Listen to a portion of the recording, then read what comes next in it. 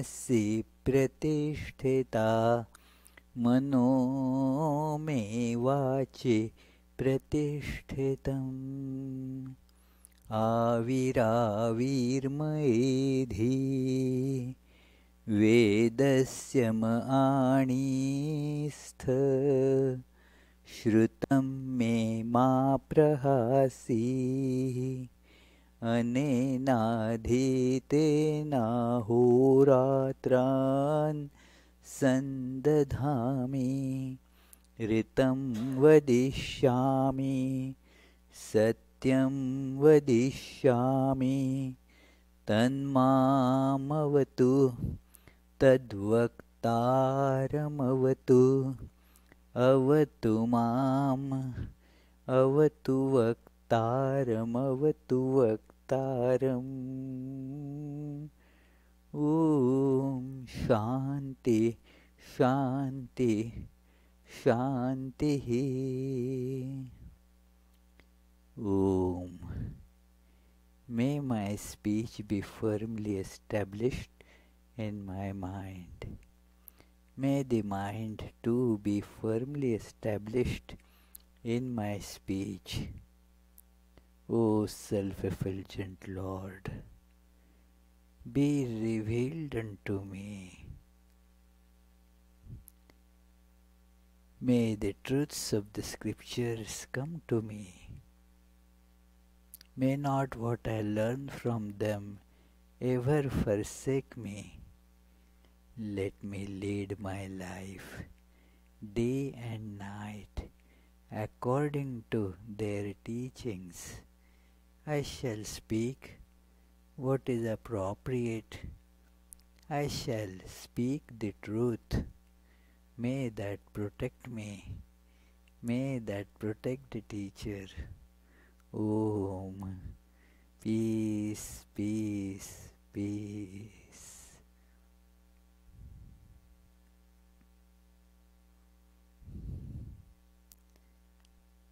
Let us feel the existence, the living presence of the Divine all around, in us and out of us. Let us feel all this is pervaded by the luminous presence of the Divine.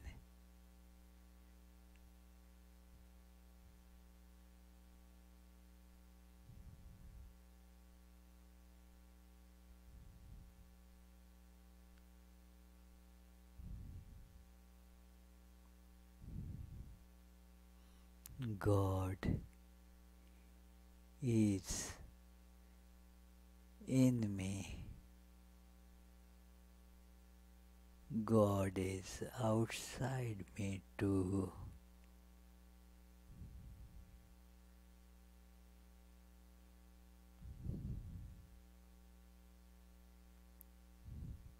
In fact, I see there is really no inside and outside.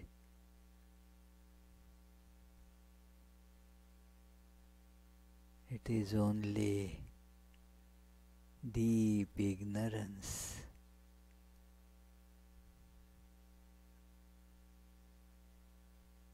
That made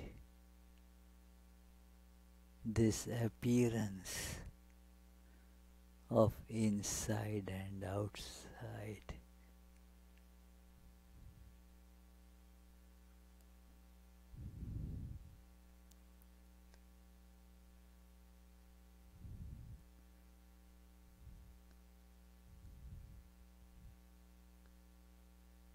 I am feeling the luminous, ever blissful presence of God.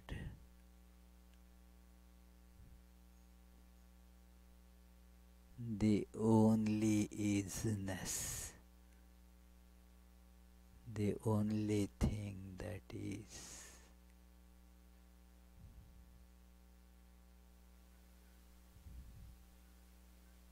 I too am that.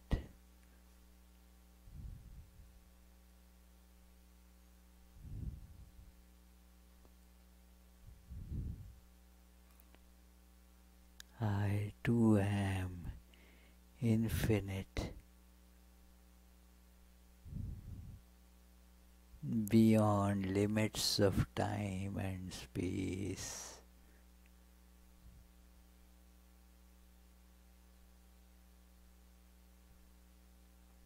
I am ever free.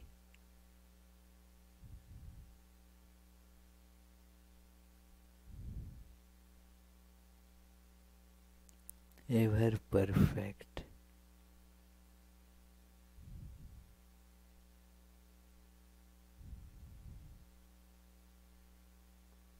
Ever peaceful.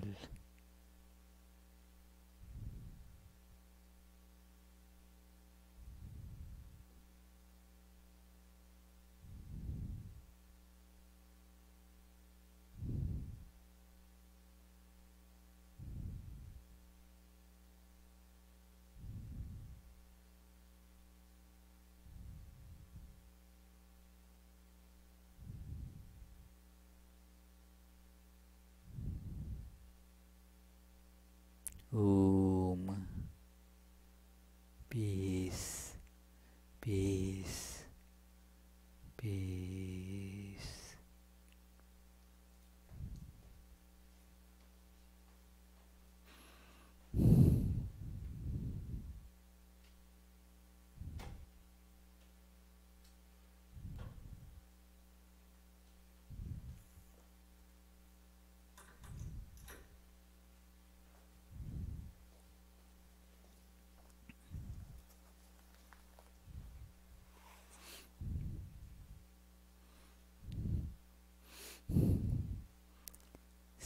So let us continue the study of this unique biography, Sri Ramakrishna and his divine play, with our usual prayers. Tava kathamritam tapta jeevanam kavibhiriditam kalmashapaham Shravanamangalam Shrimadattatam Bhuvi grinanti te Bhurida jana.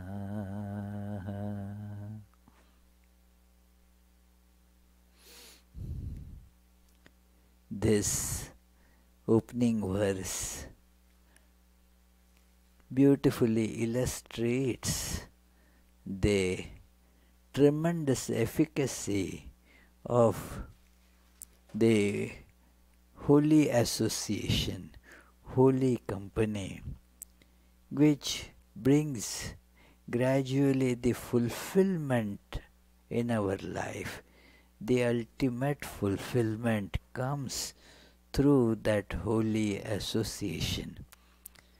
It is like a piece of iron when kept on rubbing with a magnet. And we used to do that experiment in our middle school. Take a magnet and a strip of iron and keep rubbing. And then we see that that strip also becomes a magnetic strip. So this is how when we associate ourselves with this God-realized souls, the holy souls, then we also get slowly converted. We are very susceptible, very impressionable more than what we imagine. Only thing is we are more susceptible and get more impression by that which is not holy. So we have to change a little bit in our nature of receptivity and get that which is beneficial to us. So this holy company makes us so very receptive to that which is truly beneficial in our life. So that is why it says that such people who describe the tales of the divine sport of Lord and thus bring the holiest company right amongst us, they are the greatest givers. That they give something because of which the life becomes fully illumined life, not a life lived in darkness. This particular part of this biography is describing Sri Ramakrishna as Guru, the teacher. And this name of this book is a divine play. It is a play.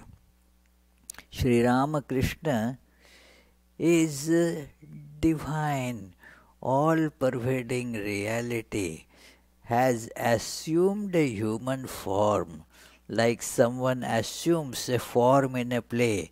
On a stage show, some John Smith takes the form of, say, Hamlet. Now that is, for that show, that person is Hamlet. Next day, that same John Smith is acting in some other play, is becoming Macbeth that day. So, John Smith as Hamlet, John Smith as Macbeth, John Smith as Julius Caesar, all these different ways of expression of John Smith suited to that play. So Sri Ramakrishna, the divine, is taking the role of a child. Sri Ramakrishna does the play as a child. He never becomes a child. Just as John Smith never becomes Macbeth or Julius Caesar or whatever, but takes up that role. So that is what is called God incarnation. It is a very difficult thing to understand by us because we get identified with the roles so much that we forget our real divine essence. Sri Ramakrishna is taking up the role and is taking it up as a role, not as actual change. Is aware of his divinity and taking up the roles, different roles. And the most important role in all these is teacher. That the very purpose of this God assuming human form is to impart the knowledge to everyone that you too are divine. Like the famous story of the sheep lion. Sheep lion means a lioness was, as it was carrying, almost ready to give birth to a baby lion, tries to jump on the flock of sheep, but that strain was too much for her, so dies, and in the process gave birth to this little lion. This little lion grew up with the sheep. The sheep took care of this lion, baby lion, and then it all along thought that it is a sheep, was eating grass with other sheep, was instead of roaring like a lion, would just like sheep, it is.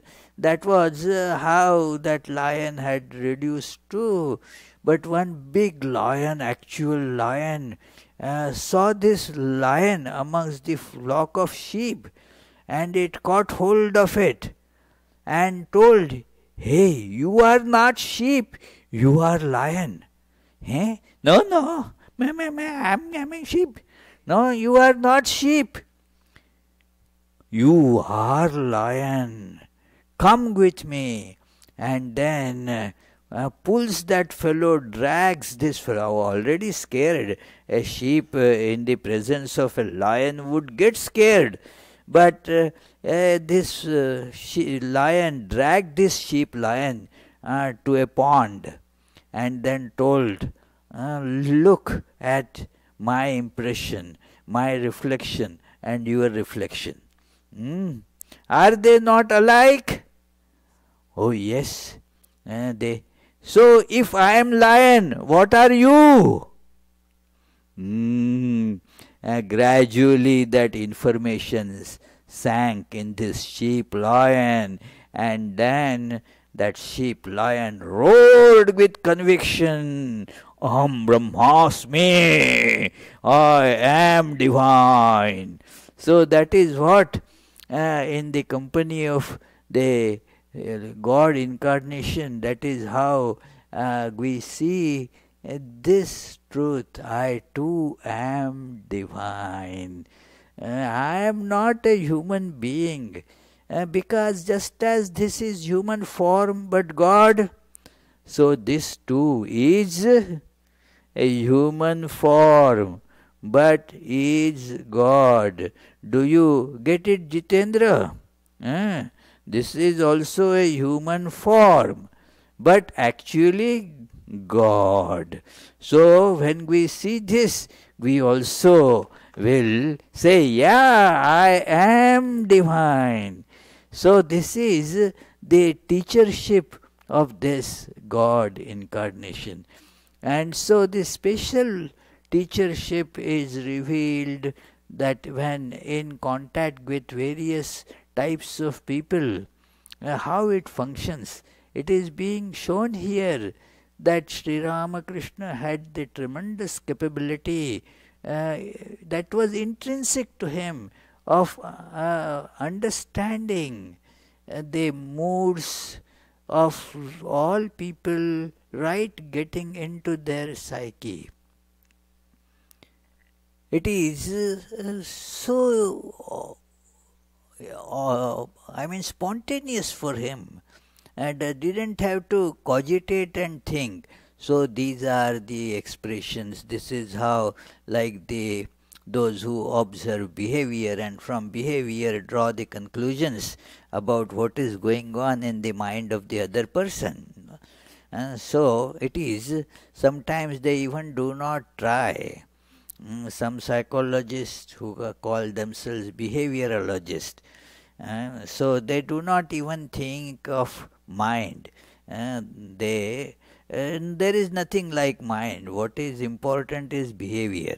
That fellow has erratic behavior, that has to be changed to a normal, acceptable behavior. So instead of being erratic, what is inside the mind, I don't mind, and all, we don't care. The behavior has to be transformed. So it is this is not what Sri Ramakrishna is doing. He is spontaneously perceiving it and not drawing conclusions by using rationality. And like our understanding I am is not product of any rational thinking. It is that is where Swami Vivekananda has told that Schopenhauer and Vedanta, they differ on this very important point. Schopenhauer says that I am because I think. Because I think I am. But Vedanta says, no, because I am, I can think, you see. My presence is primary. I am is primary. Even when I am not thinking, and most of the times we don't really, still we are, isn't it? Even when I am not thinking, I am. It is one of the functions, that's all. Thinking is not that is the cause for my existence. I am is primary something. So Sri Ramakrishna's understanding was of the other people's minds was so clear, so spontaneous, and thus he could guide everybody with that idea. And one important feature in this is to strengthen this faith and the spiritual practices that one has to go through to develop it, to intensify it. That it is, one has to see, have such faith that God is, just as we don't have doubt about existence of a thing when we see it. Well, what do you mean that Annalicia is not there? I saw her right in the class. She was there. So I saw. That's enough to believe, that she is. So similarly, we have to have that God is. What do you mean? It is everywhere. All this is God alone is appearing in all these forms. It is like water is appearing as all the ice cubes. So it is, all these are God congealed in these different forms. It is that kind of intensity we should keep in our spiritual practice. Yes, God is. And I am going to realize God. It is, if you see ice cubes, don't you think that, well, I will see the water and unification because it is there. All ice cubes are one. Yeah, it is, that is the truth. But this doubt comes there because of the lukewarm devotion. God is there somewhere. My behavior is not up to that, and I am far, far away from it. I don't know when I will reach that. It is, and then at times despondency sets in, and not only in the field of spiritual life. Everywhere we see that human mind has ups and downs, like the high tide and low tide in the ocean. So human mind also is sometimes positive, enthusiastic, wants to progress, and so forth. At other times, nothing, I don't care, and all that. It is, that happens. It is, but we have to keep up this force, the intensity of spiritual practice. Even when the mind is not so enthusiastic, we should accept that after all, that is the nature of the mind. It goes sometimes up, it goes sometimes down, but I should not for that reason slacken my spiritual practice.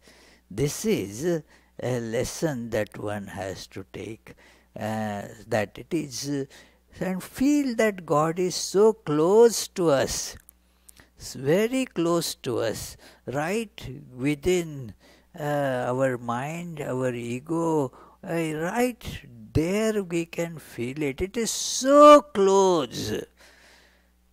And Sri Ramakrishna therefore tells that it is If the master noticed, this is page 438, if the master noticed that a devotee's love for God had waned, he would say, "Why do you say I shall realize God in the next life, if not this?"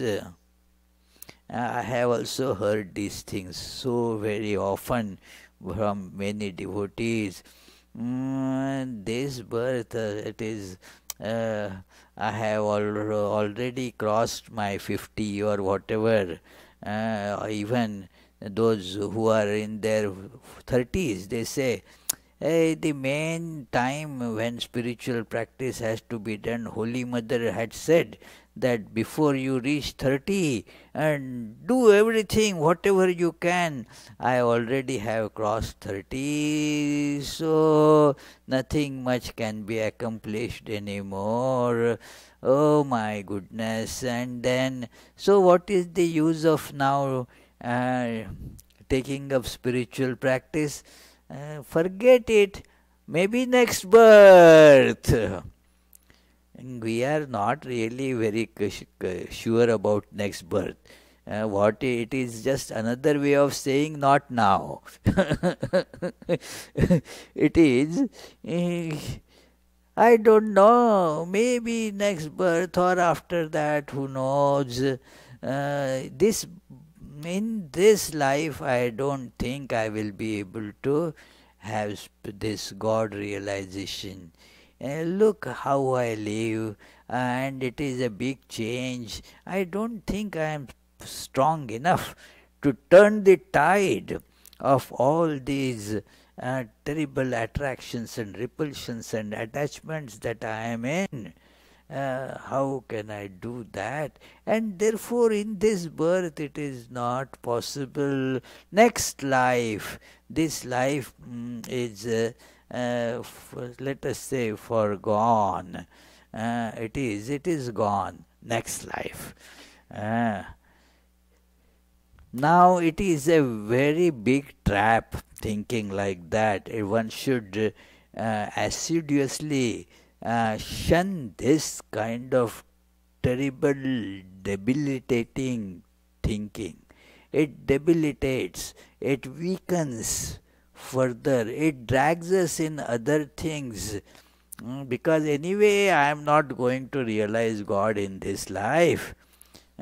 So, forget about spiritual practice. Let me run after other so-called pleasures.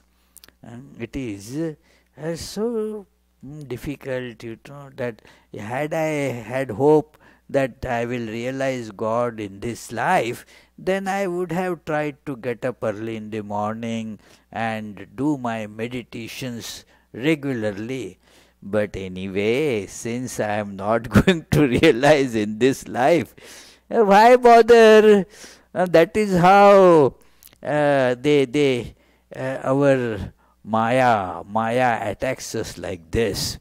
It is very wrong, to get under this. But this is how our mind works. Very illogical, but it still goes like that. Anyway, do we say, anyway, I will not be able to get to the destination because I was driving in the wrong direction. So now let me continue to drive in the wrong direction for another day. No, that is not what you say. Well, whatever I can accomplish today, let me do that. It is so. This is the attitude of the spiritual aspirant. Should never be okay, later on things are somehow going on. Not that I don't do spiritual practice as told by my guru. Sometimes I do a little bit, and that should be, I think, this life I can do only that much. We find out 1,000 reasons. Now, when somebody says that Well, next life, Swami. Hmm. I asked that person, what is going to change in next life? Tell me how you are so sure about next life, that in next life you will do it. And the same thing will happen next life also. Okay, next life.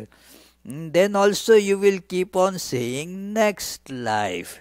Like that tomorrow never comes. Manana never comes, it is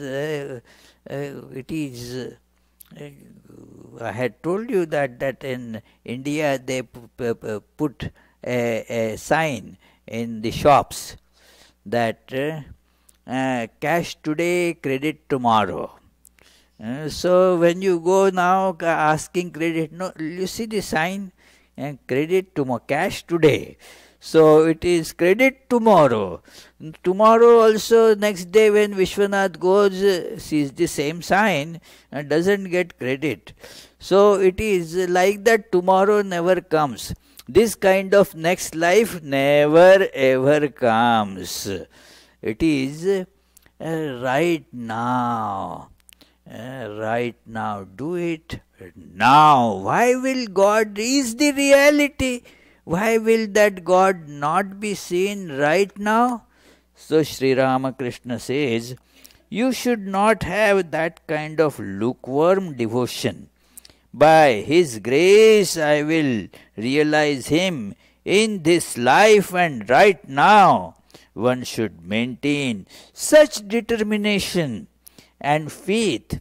How can it be possible otherwise? In Kamarpukur, when the peasants go to market to buy bullocks for their plows, they first grab the animals' tails. Some bullocks do not react and meekly lie down on the ground. The peasants recognize that these are without mettle and no good. They select only those bullocks that show spirit and frisk about when their tails are grabbed. Lukewarm devotion is no good. Strengthen your determination and say with conviction, I must realize God right now. Only then will you succeed. And there is absolutely no reason why I will not succeed in it right now. God is right here, in and out. Is there an escape from this truth? This is the truth. What, Charlie? Is it truth or not? God is right here, inside and outside. Well, but is it true or not? Yeah, it is. God is here and, well, inside and outside is God. Then why is there any reason that I will not realize now? I will realize right here and now. It is. Do you keep on searching for, Vishwanath, where is he? Let me search. He is right here. Just open the eyes and see. So that is God right here. Right here. I will realize it now. Why tomorrow? Some next life? It is all putting the things off. It is. One should not become this like an old person. Old person means that having no this enthusiasm. That is what makes us really old. When we refuse to learn, refuse to be enthusiastic about things, then you are young. It is when we stop learning, I am not, I am too old for all that. and I will stay just like this as I am, not possible for me in this life, then you are old, no good. So it is, yeah, it is when you see that, oh yes, right this moment I can realize God. That is this right spirit. Because God is here, where is the problem? I was reading Raman Maharshi's teachings, and this fact, this idea comes there so often, all the time, that it is God is here right now. Just you see what you are calling as you, that is divine, and know that there is nothing else but God. Sri Ramakrishna used to say that God alone is the thing, everything else is nothing. In Bengali he would say that Ishwari Vastu are Shab Avastu. Avastu, Vastu or Avastu. Avastu means that which has no substance, nothing. All the names and forms and all that we think they are, they have no substance, they keep on shifting and changing. They are not real. God alone is the reality. So, we just need to see this. And then what needs to be done to see it? Well, just turn your gaze from the name and form to the God. And the first thing therefore is to change the gaze, means the attraction of all of them has to go, has to be given up. If the attraction of all these things are there, those attractions will not let us take the gaze away from it. It is therefore the crux or the most important thing in spiritual practice is to give up those things. That is called renunciation. Renounce all that is painful.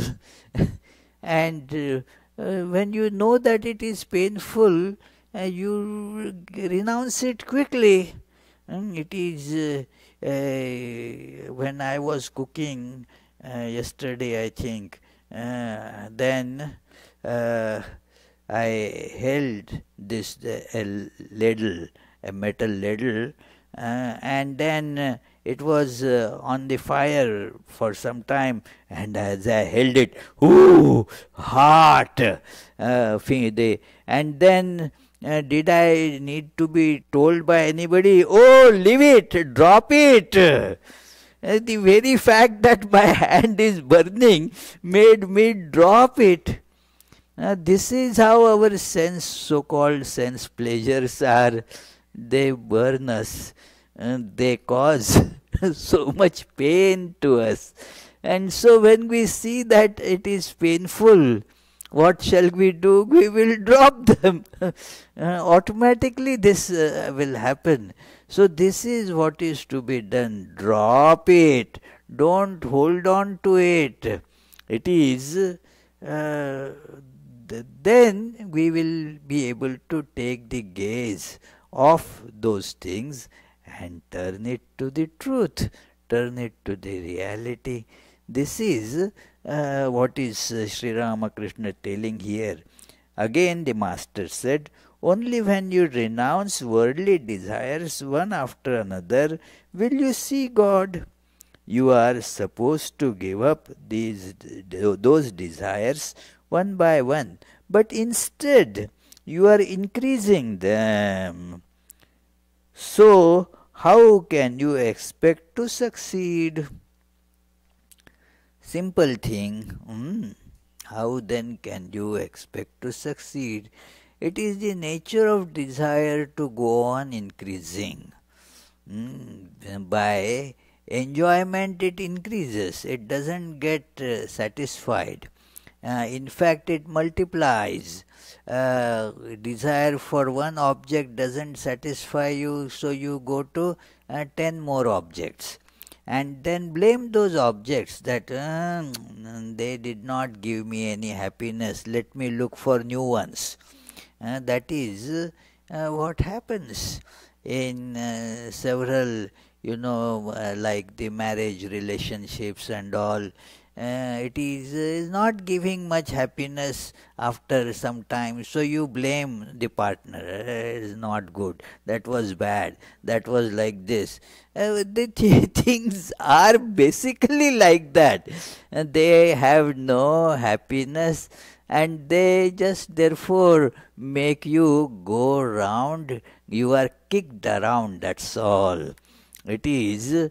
And thus give it up, give that desire.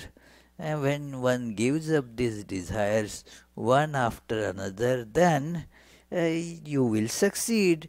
But if you go on adding them, that okay, this is not providing much happiness, let me go around the world, let me see Africa and Argentina and Australia and Brazil and what not.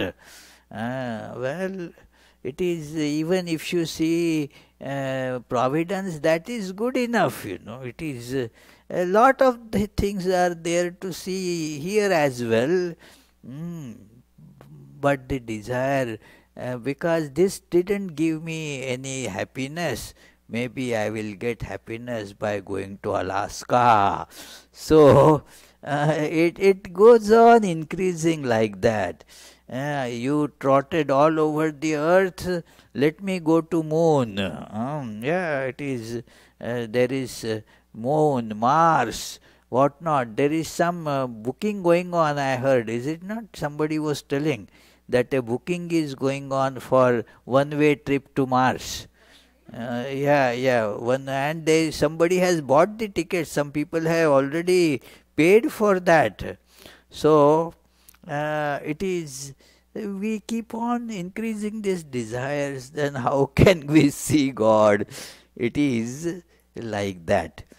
That when the devotees were despondent because their japa, prayer and meditation seemed to have no results, the master would encourage them by saying, if you want to catch fish, first throw some spiced bait into the water. I don't know when he had all these observations, It is how patient one has to be able to catch a fish. It is, and that is what a police officer told one driver that was being booked for speeding. And the driver protested by saying, so many others were going faster than me, why did you not catch why am I being singled out? And then the police officer gave the example of catching fish. You go to catch fish, you don't catch all the fish, but whatever you catch, you see. So it is. So you wait. You see the police officers lying in wait, hiding themselves behind a bush or somewhere, so that the speeding drivers will not take a notice. So it is you pass. You didn't see the police, but the police saw that speed gun, laser gun took the speed, and now there is the evidence. You are caught now. So it is, you have to lie in wait. Sometimes the officer has to lie in wait for 5-6 hours. Without catching a single fish, you see. So it is like that. What can be done? Because like the fish get wiser, people also get wiser that these are the spots where they usually hide. So when driving there, they slow down. Once they from that spot, then they gun the gas again. So it is. You have to be patient, be in wait. That he says, he describes it so thoroughly that you just put the bait, a spiced bait, so that the fish will get attracted to it. So you put the bait, and you may sit for a long time holding a line and a rod without any sign of fish. You may think perhaps there are no fish in the pond. Then perhaps one day you may see a big fish jumping with a splash, and immediately you know there are fish in the pond. Another day perhaps the float of the line moves, and you believe a fish has come near the hook. Some days later, when the float sinks, you may lift the line and find the fish has eaten the bait and fled. Again, you put the bait on the hook and watch carefully after dropping the line. Then one day, when the fish swallows the bait, you pull the line and the fish is landed. So it is. Naomi, have you gone for fishing like that? How many did you catch? Ah, great. So you can certainly catch God. That it is right here. God is. So just lay in wait patiently. Lay in wait. I have no experience of this particular thing, but it is. One has to be very patient in achieving anything big in life. That if we get impatient and then want to change some external circumstances, that is going to be not very helpful at all. That one day you tried a little fishing, it doesn't work. Let me go hunting. Oh, there are no animals there. Next third day you do something else. So that doesn't help. Be continuously doing it patiently, and then it will come.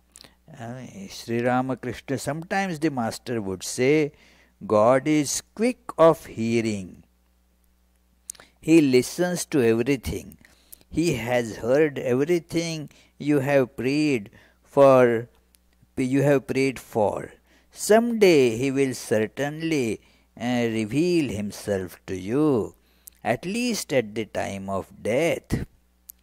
He told someone, if you cannot ascertain whether God has form or is formless, pray in this way, O Lord, I don't know whether you are with form or formless. Whatever you may be, please bestow grace on me and reveal yourself to me.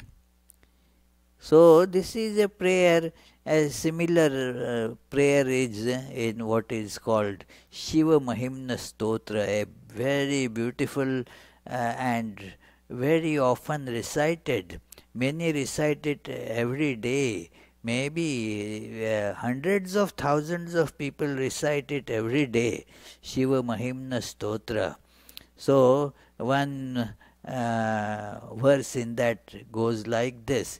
Tava tattvam na janami kidrishosi maheshwara yadrishosi mahadeva tadrishaya namo namaha.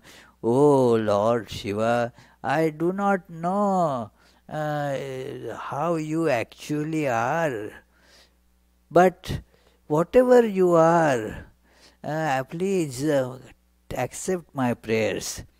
As you are, please shower your grace on me. Uh, I am saluting you in whatever form you are. Tadrishaya namo namaha. As you are, so I am saluting you. It is, I don't know how you are. So, it is, if a person remains in the state of Bhaava Mukha for 24 hours a day, that person's ecstasy increases to such an extent that he or she can no longer perform household work and cannot keep any small details in mind. This is what we see everywhere. Examples of this are found not only among spiritual people but also in the lives of great individuals in the fields of science, politics, and so on. Perhaps they cannot keep themselves uh, cannot keep themselves clean and tidy or keep items they use daily in their proper places. But we found in a master's life that in spite of his overwhelming ecstasy, he was fully aware of even ordinary things.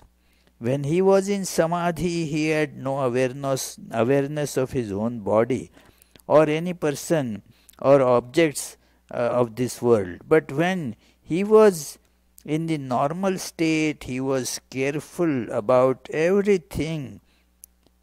Is this not a matter of wonder? We shall cite a few examples here. This is when somebody's mind is so much engrossed by something that is working on, the person forgets everything around. It has happened to many scientists. They tell many such stories about Edison, that it is that he was doing his experiment and was so engrossed in that the food was sent, a food plate was sent to him, and the food was there, but he was busy. A friend came to see him. He was not talking even to that friend much, was very busy, didn't take even cognizance that this fellow has come and sit there. So that friend then, after waiting for a few minutes, ate the plate. And then after a long time, when Edison thought, oh, there should be now time for lunch, and then looked at the empty plate. Oh, I have already finished my lunch. So, so it is, this is how the mind gets engrossed completely into that thing. And Sri Ramakrishna had this speciality, that he was fully aware of everything around and very particular about the special feature of each and everything when he is on the normal plane. And when he is in Samadhi, would not be even aware of the body and clothing and anything. So it is, what is he doing, whatever, where he is walking, nothing was he was aware of. He was so fully aware of the all-pervading divine presence, not aware of anything else. But when in normal plane, he was very particular in each and everything. No, everything is God, what does it matter? No, not like that. Each thing has its own place in his room. He was very particular about days, dates, and so forth. When some place he has to visit, all the preparations have to be done meticulously by him. He was not at all in that sense a kind of what you call a a recluse like that, not concerned with anything. No, his life was very tidy life.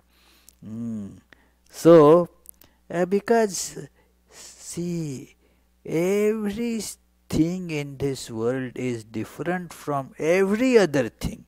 Each has its own very special characteristics. All are Brahman. Everything is Brahman. But that does not mean that in action an ant is same as an elephant. As ant, it is ant. It has its own special capabilities. It is great in certain fields.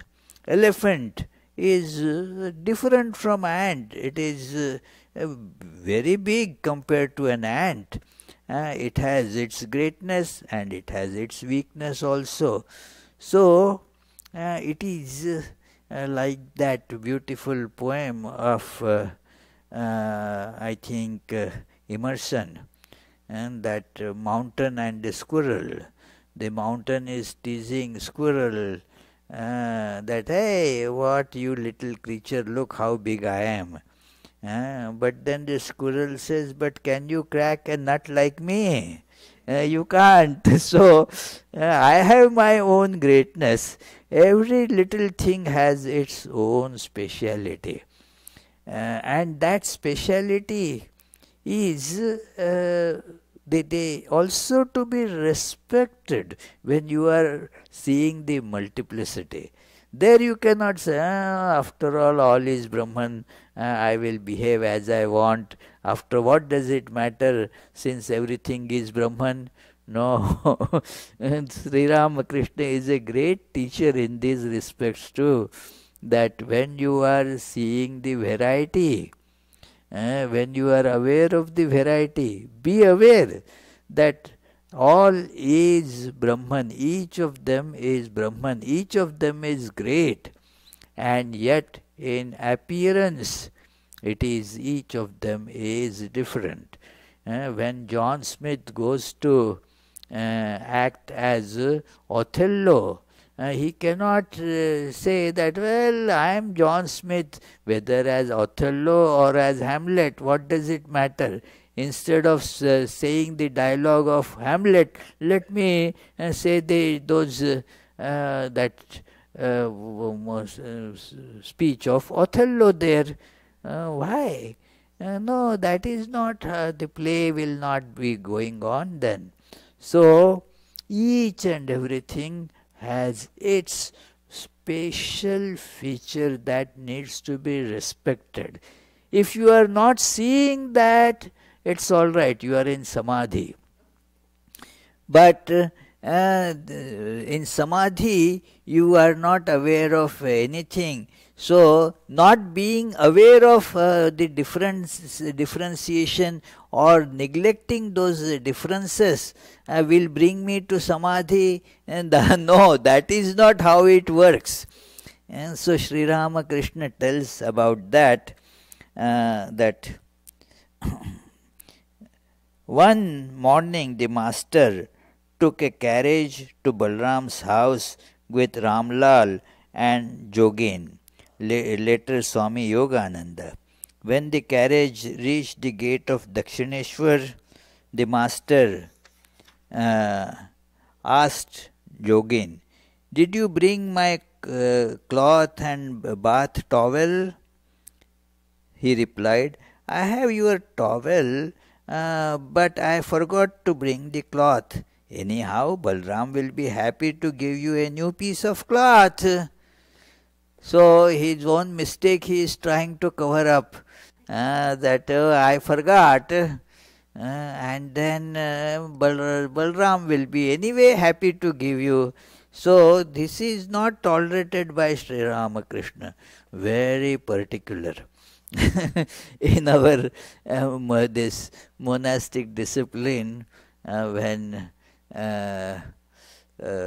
it was in my novice days, When Swami asked that what day is, when is that 11th day, Ekadashi, when we have special this chanting of Lord Rama's name, so 108 chants. So when is that, which date it is, day and date it is falling, Ekadashi? Then we were reading that that Hanuman's state, Sri Ramakrishna describes that he is so this thing, always feeling the presence of Lord, doesn't therefore have any awareness of what day it is, what date, and so I said to that Swami, it is, I do not know day and dates. And he quipped back, and you do not know Rama's name either. So it is, this is what we tend to do, that we are not careful about the distinctions and the sameness. It is by ignoring the distinctions you do not reach the sameness. And by properly respecting the distinctions, when you are seeing it, it is not becoming a being, it is not a matter of fake this thing. You cannot fake it. It is God is real, then then everything is merged in it, fine. But otherwise each has its own special characteristics. We shall continue that discussion later sometimes on next Tuesday by His grace. We will meditate for 30 seconds, and in case if you have any questions, we can take them up.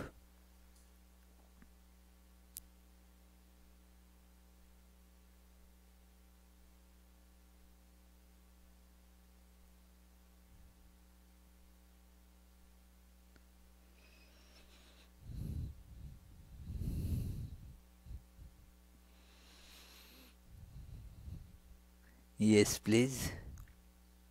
Yes, Charlie. Yeah, I take back what I said before, because if realizing God can be compared to a quantum leap, if realizing God can be compared to a quantum leap, then it can happen at any time. And it reminds me of when I was learning to swim. Everybody else was catching on but me, and then all of a sudden out of nowhere, I found myself floating, and from that point on, it was very easy to figure out how to swim. Yeah, it is. It sometimes is compared to quantum leap. Means it is because you go beyond logic, beyond calculations, and that okay, how many 2 inches more or 3 inches more to go to reach God, or so it is. It happens quantum in the sense it happens suddenly, like a jump. It is a leap that it is you cannot calculate the distance between real and unreal, you say. Real and unreal, how can you say how far is the real from unreal? When you are seeing water, where actually there is only land, sand is there, and that sand is, the sun is appearing like water. It is you must have seen it in Texas now. Yeah, so lot here also you see it in summer days, that when you are driving you see there is rain there. Now when you are seeing the mirage like that, how far is the water from the sand? Well, sand alone is there. There is there is no distance as such between them. And if you want to think of distance, it is infinite. It is infinite. There is no distance between ignorance and knowledge. It is a leap. It is a leap. It is a realization. So, correct. Yeah, thank you. So, let us conclude with the closing prayers.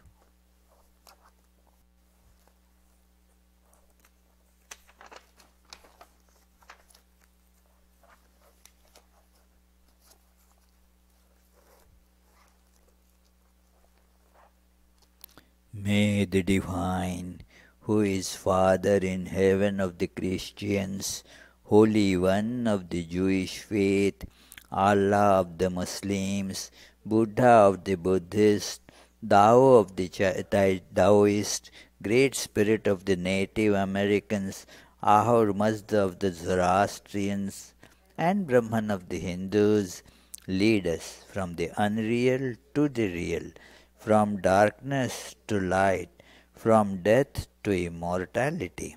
May the all-loving being manifest himself unto us and grant us abiding understanding and all-consuming divine love. Peace, peace, peace be unto all.